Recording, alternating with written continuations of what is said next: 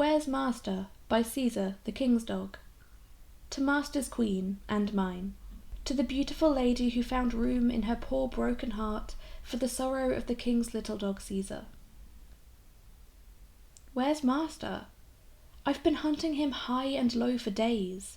I can't find Master anywhere, and I'm so lonely. And I'm beginning to hate all these people who pat me and pet me and offer me titbits to eat. I want Master. He knows just how to rub my hair up the wrong way, just how I like my ears twisted. I want to feel his warm hand catch hold of my nose and waggle my head slowly to and fro. I wouldn't let anyone else do that, but he knows just how to find the little ticklish place under my chin. They have just bought me dinner. They say she ordered it specially for me. I must say it smelt good, and I thought I'd try a mouthful just to please her, but it tasted bitter like medicine. I want a bone from Master's plate. I never worry him when he's at the table, but he knows I'm always there beside the right leg of his chair. And Master never forgets his little dog, however many important people he may have to feed. I've searched the palace from top to bottom. At first it was rather fun, like the hide-and-seek game I used to play when I was a puppy. I pretended I knew all the time where he was, and that I was running up the stairs and along the corridors and into room after room just for the sport of it all. But I'm getting too old for that sort of thing. I've had a very jolly life, but I've had a lot to do and think about. Master has been a bit of a care, you know, and I've worried a good deal about him lately. And oh, I feel so very tired and very sad, and I want Master badly. Where is Master? At first I thought he was still in the bedroom where I left him that Friday afternoon, and then I made sure he was in the throne room, the great room with the slippery floor where I have to walk very carefully on the tips of my nails. But I must have been mistaken, for though I whined for quite a long time outside each door, and even gave just a short little bark, Master never came. Sometimes he does keep me waiting a little, just to tease me, but I've only to give a loud snuffle in the crack between the door and the floor, and the littlest scratch on the panel, and however busy he is, he'll let me in. I'm awfully afraid I left my mark on the throne room door, but I hope it won't be noticed, and if it is, Master will put it all right, for he'll be very cross when he finds out they wouldn't let his little dog in. I know there was someone inside, for I heard voices just like those I've listened to when Master was in church and I was outside waiting for him. I've always tried to be a specially good dog on Sunday, but Master says I've never been quite good enough to take inside the church, though I've been almost everywhere else with him. What a fine time we had at Sandringham only a Sunday or two ago. I thought Master seemed tired at breakfast, and I wanted him so much to take a rest that morning, so I snuggled up very close to him in his chair and pretended to snore. Then he said, "This won't do, Caesar, you know it's church time." I took no notice, but put my paws across his knees and my nose on my paws and yawned. "I'm sorry, old man," Master said. "I'm tired too. I've done a bit too much lately, and there is still so much to be done, but I must go to church, you know." I didn't take any notice, and his voice was so low and weary that I thought if I kept very still and breathed very hard, as if I were fast asleep, he might rest too.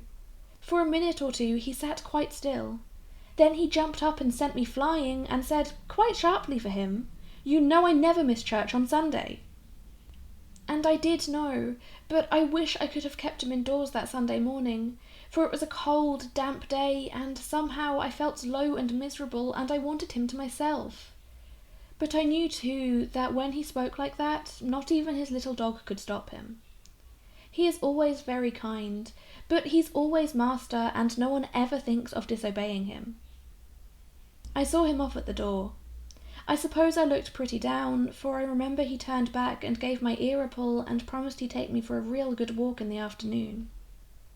And then I went to have a talk with Daisy, who lives at Sandringham and who is a very decent dog for a smooth-haired terrier.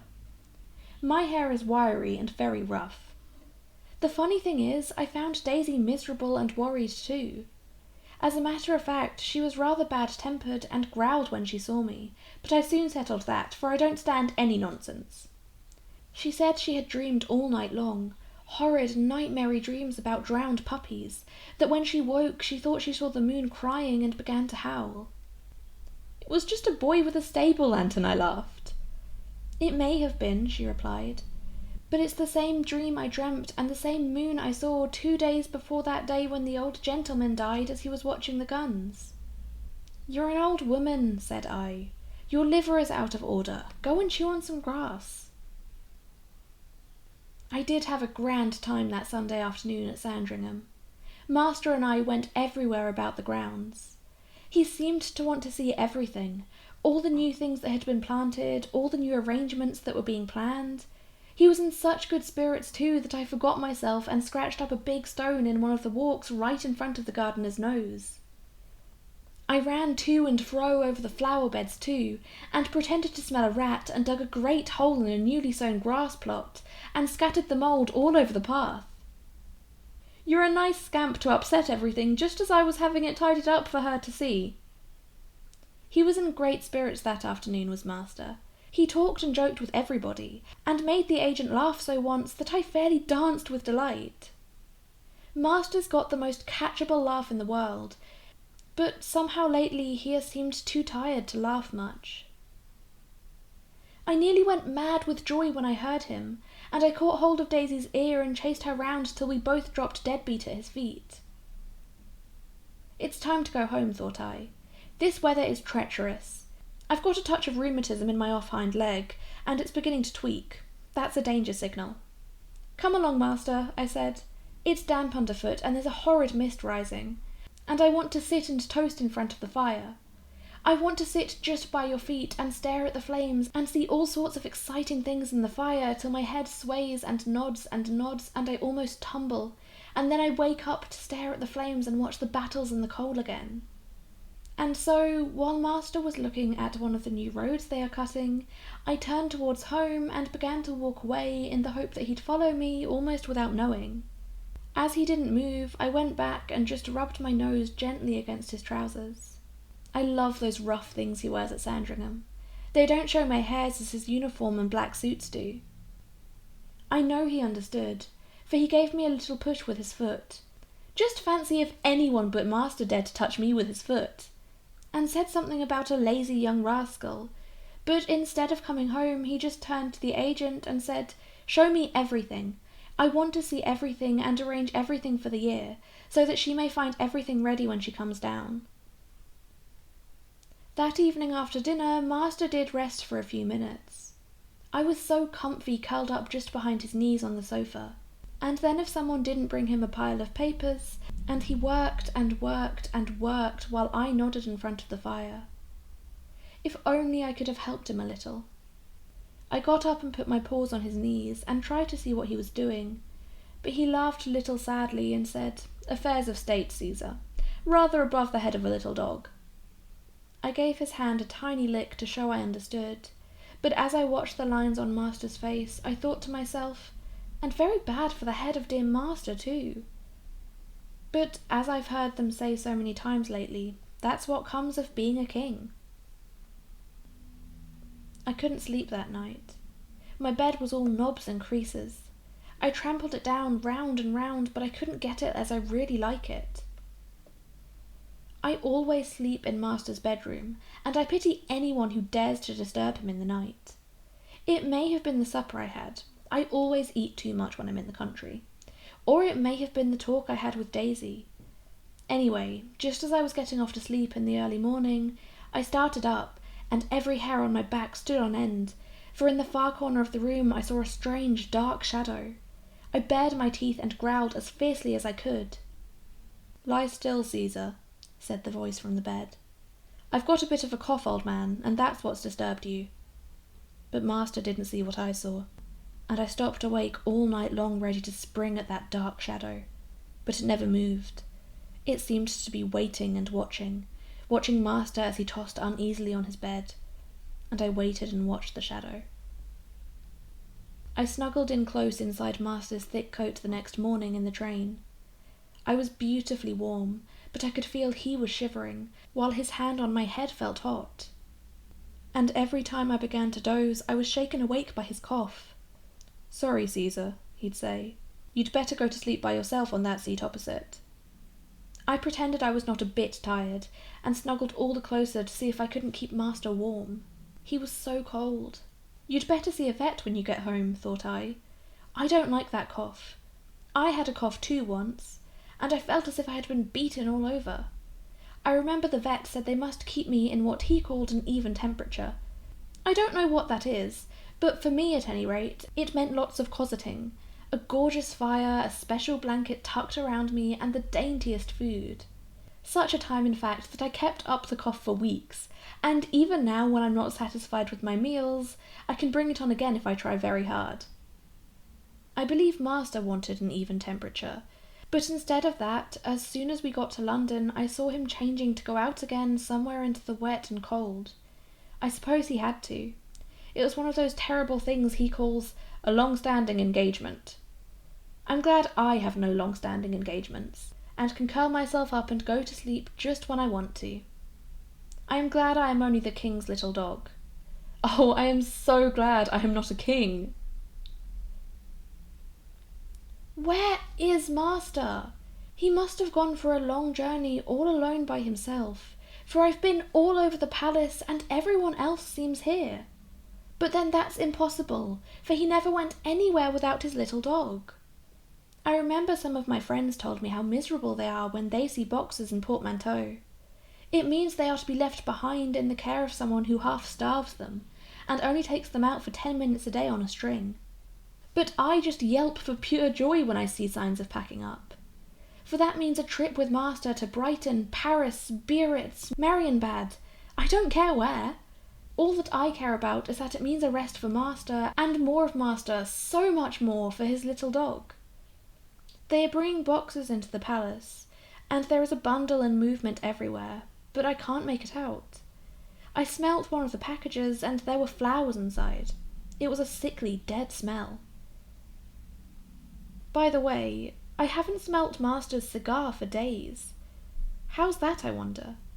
The last time I smelt that cigar, you can trust Master's little dog to know that scent among a million, was on that Friday afternoon when the man in the long black coat wanted to keep me out of Master's room. I tried to push past him through the door, but he told someone to hold me back. I snarled. "That's the king's physician," I heard them say. "And I'm the king's dog," I said, and I barked and snapped at the people at the door. I knew Master wanted me. "Let Caesar come in at once," I heard him say, and they stood back and let me through. I made one of them skip as I passed, I can tell you. I was in a bit of a temper, for I'm not used to being kept waiting. Master was sitting up in a chair. There were 3 or 4 black-coated men around him, and the room smelt so funny. She was there, standing beside the chair. I saw he had his boots on, and I thought at first he was waiting for me to go for a walk with him, for he hadn't been outside the palace since the day we came back from Sandringham. I jumped round the room and barked for joy. "Hush, little man," said she. "Master's not at all well." "I'm all right," I heard his voice reply, only it seemed to me so hollow and far away. "Let him be. Here, Caesar. Do you want to go out, out, out?" Didn't I just? But I looked at her, at them all, and I saw they wanted to keep Master quiet and get him to rest, so I yawned and flopped down beside his chair as if I were too stiff to stir. He had a dreadful fit of coughing, and then when it was over he bent over and patted my head and said, "I'm a bit tired today myself, old man. I suppose we'll have to do as we're told, you and I, and keep quiet and warm indoors. But it's no good talking. I've a long-standing engagement for this evening that I must keep. Well, well, give me a cigar, I'll promise to rest for a bit. No, Caesar can stay, of course." I watched at Master's feet for, well, it seemed hours, but I almost held my breath for fear of disturbing him, and it may have only been minutes. And then someone carried me out and called me a poor little dog. I was too sleepy to mind, and I haven't seen Master since. Master's dead. Oh yes, I know what that means. I know so well that I wish so much that I could die too. Some stupid person came in and told me a long story about Master having gone away, but I just yawned in his face. Master doesn't go away without his little dog. If he did, I'd follow him and I'd find him. I know he's still here in the palace, although they won't let me see him, and yet I feel it's not Master who is here. It's only a little part of my Master who is here. Master, my real Master, has gone somewhere I can't follow. There's a great big river between Master and me, a river I can't swim. A great big wall, a wall I can't climb. I think he must want me a little bit, and oh, I want him so badly. Where is Master? She has told me, Master's dead. I shall never see him or feel him again. And she is sorrowing for Master too, just the same, only more. So much more, because she is a human, and humans have bigger hearts to break than poor little dogs. I've only a tiny heart, but it was full of love for dear Master. And dear Master is dead. I've no Master now. I've nothing, no one to live for. Master is dead. I'm so miserable. I can't rest. I've just been wandering about the stables. On the way, I met one of those foreign dogs they keep there. Thought I to myself, a fight, especially a fight with a foreigner, just fits in with my temper. I've been a tremendous fighter in my time. So I began to dance towards the creature very slowly on the tips of my toes, with my legs and tail very straight and stiff, and my hair on end, and drawing my breath in very loudly. It's the correct thing in a square fight to give the enemy time to get ready. And then somehow I couldn't go on. For I remembered Master and the way he talked to me at Biarritz when I started to tackle a French poodle, an overdressed thing all tied up with ribbons. "What a typical Englishman you are, Caesar," said Master. "You can't meet a foreigner without beginning to growl and strut about as if the whole world had been crafted just for you. Now look here, I'm tired of all this snarling and fighting, and you've just got to make friends instead of going about everywhere quarrelling with every dog whose looks you don't approve of." And Master actually made me walk quietly beside him along the plage, while he called to the Frenchman to come over and walk with him on the other side. Then after I'd got used to the chap, he left us alone together, and really he wasn't at all a bad kind of dog, and he certainly knew how to make himself very pleasant. To my surprise too, I discovered he was very sensible in spite of his airs. He actually knew quite a lot of things I didn't, though of course I didn't give myself away, and I got 1 or 2 useful tips from him. I was really very sorry to say goodbye to him in the end. And Master did just the same thing with that Russian he keeps at Sandringham, and with those long sausage-shaped things with short legs they call hounds in Germany. Of course, I could fight and beat the whole lot of them if I tried, but I'm beginning to see it's rather a silly game to make enemies when you can just as easily make friends. And so, when I came up to the foreigner in the stable yard, I wagged my tail and we rubbed noses and went in together to see Master's charger Kildare. I found the foreign chap was nearly as sorry about Master as I was. It wasn't the same sorrow, you know, but it was very real.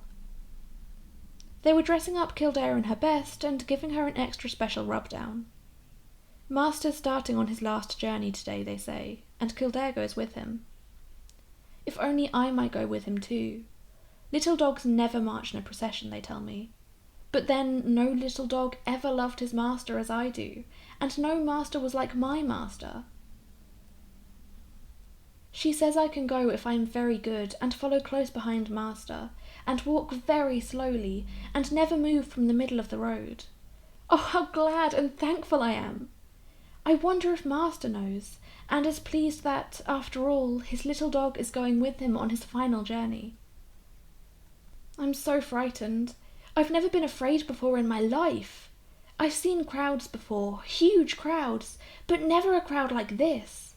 They always used to shout and wave their hats, but these people were as silent as death. I recognise lots of people who are waiting outside the church.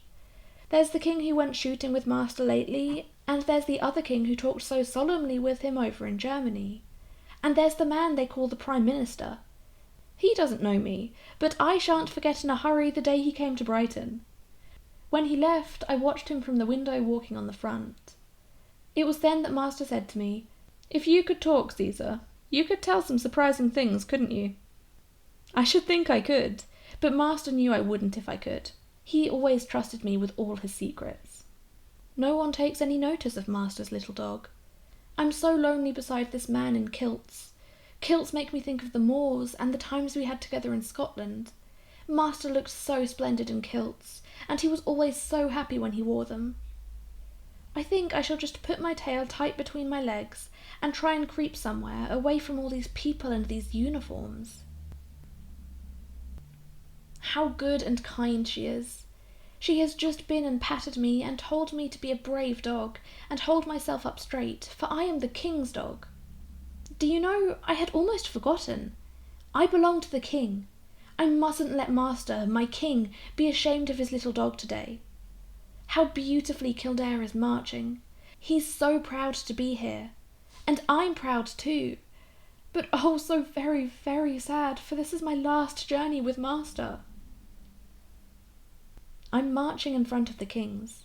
I've no history, I've no pedigree, I'm not high-born, but I loved him and I was faithful to him, and he didn't care how lowly or humble man or beast might be, as long as they did their best and were faithful. We've come to the end of the journey. They say I can't follow Master any further. They say there are no little dogs where Master has gone. But I know better.